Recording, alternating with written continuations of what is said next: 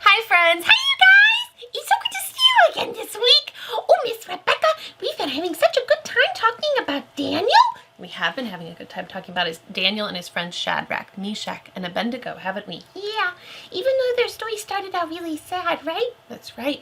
Do you guys remember the beginning of our story? The very beginning of the book of Daniel, we talked about how Shadrach, Meshach, Abednego, and Daniel were all taken away from their homes, right? Yeah, because a big king and his soldiers, they came and they destroyed Israel, right? Well, they destroyed Judah, that's right. And they had to leave their homes. They were taken from their homes and their families, and they were made to live in the king's castle and learn the language of the king and dress like the people that were there and become part of the culture, the part of the Babylonian culture, right? Yeah, that was really sad, right? It was really sad. And we've been talking about during all of these weeks how important it is that while they lived within the culture that they were taken to, and they learned to do that, they learned to speak the language and learned to wear the clothes, they kept their faith in the one true God. No matter what, they didn't lose their faith in God, and God never left them, right? That's right! And that's one of the best parts of this story, is that God never left them, yeah? That's exactly right. Friends, I hope that you've remembered that and learned that during our time as we've learned about Daniel. We have one more story we're going to be doing with Daniel. Okay. So, friends, first I have a question for you, okay? Oh, okay. I'm ready. I'm going to listen. Okay, good. Friends, I have a question for you. Have you ever been punished for something that you did wrong? I know I have. Okay, well, friends, have you? Yeah? I know I have before. Yeah. You want to tell us about your story, Frido? Oh, okay. Sure, I guess. Yeah. Will you be mad at me? No, I won't be mad at you. It's okay for us to tell other people when we've made mistakes, right? Okay, yeah. Especially if other people can learn from it. Right. Because we've all made mistakes. Miss Rebecca has done bad things, and you've done things that were wrong, Frido, right? Yeah.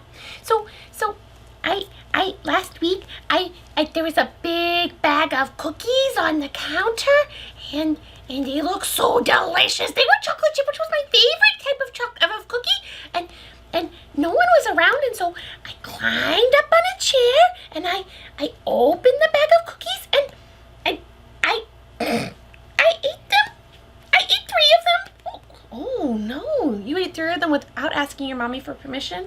Yeah, and she saw me. She saw me with the crumbs on my face, and she went over and I forgotten to close the bag, and she wasn't happy. Oh, she wasn't happy? No, those cookies were supposed to be shared, and I should have asked permission. Oh, and you knew better than to have gotten into the cookies? Yeah, but they were so delicious, and I really wanted them, but then I got in trouble because I took something that wasn't mine. Oh, and so you had to be punished for it? Yeah. My mommy said I couldn't have any more of the cookies that were in the bag because I took the ones without asking. So you had consequences for what you did wrong? Yeah. I've done things like that too. Oh, you have? I've done things I shouldn't do, and I was punished for it.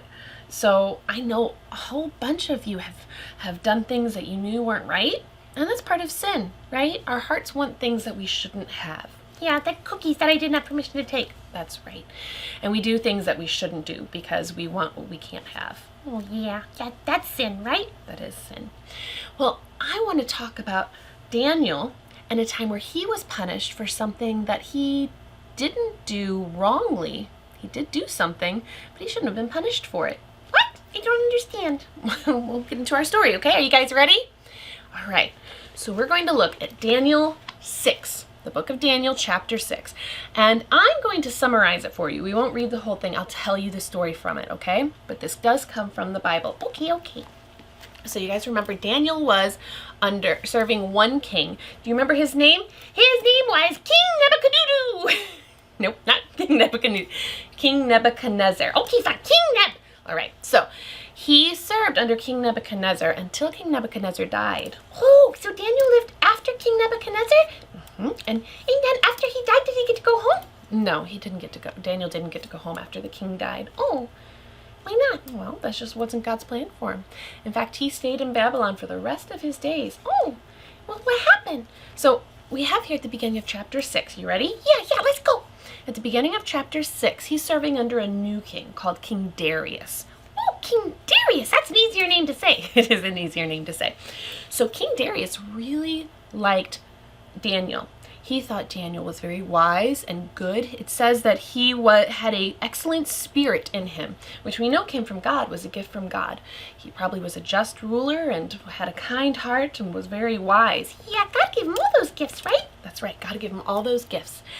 And the King Darius really liked Daniel a lot. In fact, so much so that he was going to make Daniel in charge of a whole bunch of his kingdom, kind of second in command to the king. Oh, wow, that's really important. But there were some other people, some other men who were officials in this kingdom, and they didn't want Daniel to be in charge. Oh, no, they didn't. And so they decided to trick the king. Oh, they should be punished for that. Well, they were trying to trick the king, and we'll see what happens here. They wanted to trick the king so that Daniel would get in trouble. Oh, no. And they saw that everything that Daniel did was following the laws that he should be following. Oh, okay, so they couldn't punish him. Okay, good. Well, but they tricked the king and made him make a law. They said, "Oh, great king, you are so wise. You are so wonderful. You need to make a law that for the next 30 days, no one should pray to any other god but to you. Should only pray to you, the king." Oh, wait. We're not supposed to pray to people or to idols or anything like that. We've already talked about this. I know, but in that time, that's sometimes what people wanted. They would pray to false gods, and they would pray to kings too. Oh, goodness gracious. Did he say okay? He did say okay. He said, "You're right. I am pretty awesome. So for the next 30 days, I will make a law. For the next 30 days, everyone should pray to me and to me alone." And do you know what Daniel did? I hope he didn't pray. That's right, he didn't pray to the king. In fact, as soon as the edict was made, as soon as the law was made, Daniel did what he did every day. He went upstairs to his house, and he knelt in front of the window, and he prayed to God. He did that 3 times a day. Oh, 3 times a day he went there and he prayed? So he didn't care about the law, and he didn't care about the punishment. He knew it was important to continue to keep his faith in our God, the God who had never left him for all of his life, who had taken care of his friends, Shadrach, Meshach, and Abednego in the fiery furnace. And so he knew he needed to continue to serve his God. Remember, he had learned the language, he dressed as everyone else, he'd done all these amazing things to fit in and be a part of this new city and this new culture that he was a part of. But he never lost his faith. He was kind of like a missionary in that way. Oh yeah, that's right.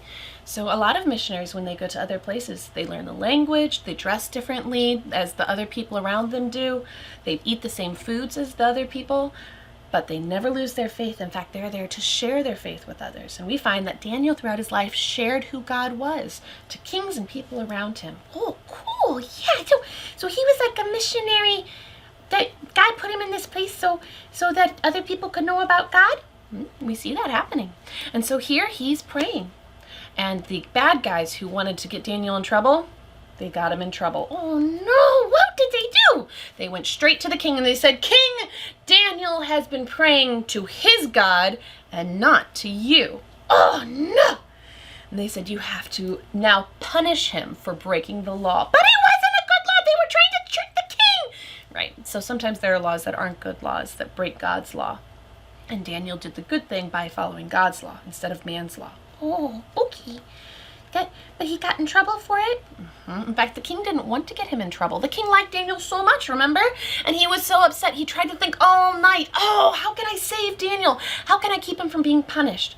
But the rule in his kingdom was, if he made a law, he couldn't change it. You mean the king couldn't even change his own law? Nope. Couldn't change it. And in fact, the bad guys had to remind him of it. They said, "No, you can't change this. Daniel has to be punished." And do you know what that punishment was? What was it? What was it? Was it a spanking? It wasn't a spanking. It was even worse. He was going to be thrown into a den, like a hole in the ground, with a whole bunch of hungry lions. Hungry lions? But if he goes into a den with a bunch of hungry lions, they're gonna eat him up. Lions like to eat meat, and he would be meat. That's right. And so that would be a very scary punishment, don't you think? Yeah, that would be super scary. And still Daniel prayed to his God, trusting that God would take care of him no matter what. Oh, did he think he would die? He might have thought he could die, but he hoped, I'm sure, that God would protect him. So when the king sent Daniel to be put in the den, he said, I hope that your God rescues you. Oh, so the king knew about Daniel's God? Mm-hmm. Remember, he didn't trust and believe in the one and only God that we believe in, but he knew there was something special about Daniel. And so he said, well, maybe the God that he's praying to will save him. Oh, okay. And did he? Actually, he did.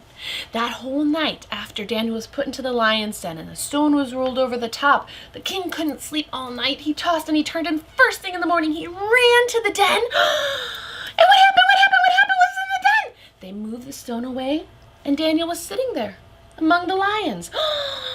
He was okay. Yep, not a scratch was on him. Oh my goodness! God did take care of him. God took care of him. Daniel said that God, his God, our God, the one we worship, had shut the lions' mouths so that they couldn't eat him. Oh, yeah, God took care of Daniel, and that makes me so excited. I'm very glad it makes you excited. Just like he took care of Shadrach, Meshach, and Abednego, right? Now, he doesn't take care of every Christian that way. Oh, no, he doesn't. No, sometimes Christians, the people who believe in God, they don't always have a good story like that. But God is still always with them, right? Yeah, God never leaves us. That's right. And even if Daniel were to die, does he trust that he was going to be with God? Yeah, because I do too. When I die, I know that I'll get to be with God forever and ever, right? That's exactly right. And so Daniel wasn't scared about that. Oh, good. But God saved his body too? God saved his body too, that's right. And afterwards, the king was so amazed that he made this edict, this pronouncement to all of his kingdom. Okay, are you ready? This is so cool because it shows how Daniel's faith showed who God was to even kings that didn't know our God. It says, this is what the king said, For he is the living God, enduring forever. His kingdom shall not be destroyed, and his dominion shall be to the end.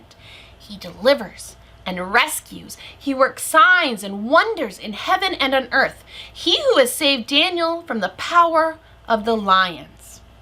And so God not only protected Daniel, he made his name known. He was glorified even by a king who didn't fully believe in him. Can you believe that? So God works amazing things in amazing ways, right? That's exactly right. And by rescuing Daniel, God's name was spread throughout all of the land. And I wonder how many people became part of God's family from having this story, knowing that about this man that was saved from the lion's den. Oh, wow, God does really cool things. And you know what? We have another guy in the Bible who was also punished for laws that weren't just, and he shouldn't have died, but he did die. Oh, so God didn't rescue this other guy like he rescued Daniel? And this is a very important guy because not only, Daniel was a regular guy who did bad things sometimes, right? Yeah, he sinned just like everyone else. And so this other guy that I'm talking about, he was punished, but he didn't sin ever.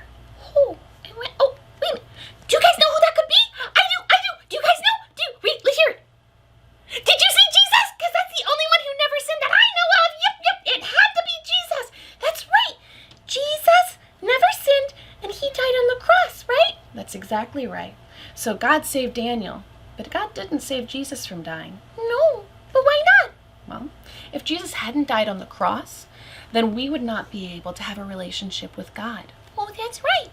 Because Jesus dying on the cross takes all of our sins, like mine and yours and yours and Daniel's sins, all of our sins, and takes them away, and so that we can have a relationship with God, right? That's exactly right. You've been listening very well, Frido. Oh, yeah, I like that story so much. It makes me sad that Jesus has to die, but it makes me feel loved to know that he did that for me, so that he could make me part of his family. That's right. And so we see that Daniel is one person who shows God's name to everyone. But Jesus is the one who rescues us in God's name and makes it so that we can have a relationship, be part of God's family. And what's great about the story after Jesus dies? Oh, I know, it's my favorite, absolute favorite part.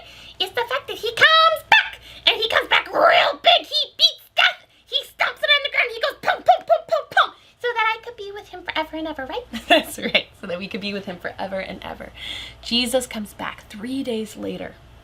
So he's also actually kind of put in a den. His body, like Daniel was put in the lion's den and there was a stone rolled over it. Yeah. Well, when Jesus died, he was put into a grave. And a stone, like a grave that they used, was kind of like a cave. And they had to put a stone over the opening. Oh, really? Mm-hmm. But we didn't have soldiers take the stone away. Instead, God sends angels to move the stone so that Jesus comes back from the dead and walks right out of his tomb, right out of his den. Oh, yeah, I love that story. That's what we talked about at Easter. That's right, and that's something we should talk about more than at Easter. Talking about how Jesus destroys death so that we can be with him forever and ever and ever. And that is so exciting. Because one day, friends, one day I will get to be with you and with Daniel and with Shadrach, Meshach, and Abednego, maybe even King Nebuchadnezzar, and maybe so many other people in this entire world, some of the people in Babylon that Daniel made friends with. Maybe he told them about God, the one true living God, and maybe God changed their hearts so that they could be part of our family. Oh, that would be so cool. And we get to find that out in heaven? We get to find that out in heaven, where we'll all be together, God's family, worshiping him forever and ever, and enjoying one another's company and loving our God and each other perfectly. That sounds so exciting. It sounds exciting to me too, which is why I think it's so cool to be able to tell my friends, you guys, and for you guys to tell your friends about this great story that we have, that it's not just a story that's in a book, it's real. That God really does love us enough that he was born as a baby, as Jesus grew up and died on the cross for our sins and then beat death so that we can be in a relationship with him. And that's such a cool story. And I want everyone to know it so that I could be worshiping in heaven with a big, awesome family. And so I'm so thankful for missionaries who tell other people about Jesus. And I'm so thankful for pastors and for all of my friends who tell other people about the beautiful story and the beautiful love that our God has for us. And you get all of that out of the story of Daniel? I get a lot of that out of the story of Daniel and other parts of the Bible. But it all comes together as one big story. God's love for us. I like that a lot. Me too. So friends, I hope this week you share God's love. Share God's love with your friends, with your family. Let them know how excited you are to know that we have a God who loves us and wants us to be part of his family. Yeah. Okay, friends, are we done with Daniel now? We are done with Daniel, and we'll be back in a few weeks with a new story for everyone. Okay, I'm so excited because I love learning about Jesus and God's story with you. All of you, my friends. Me too. I'll see you guys later, okay? Bye!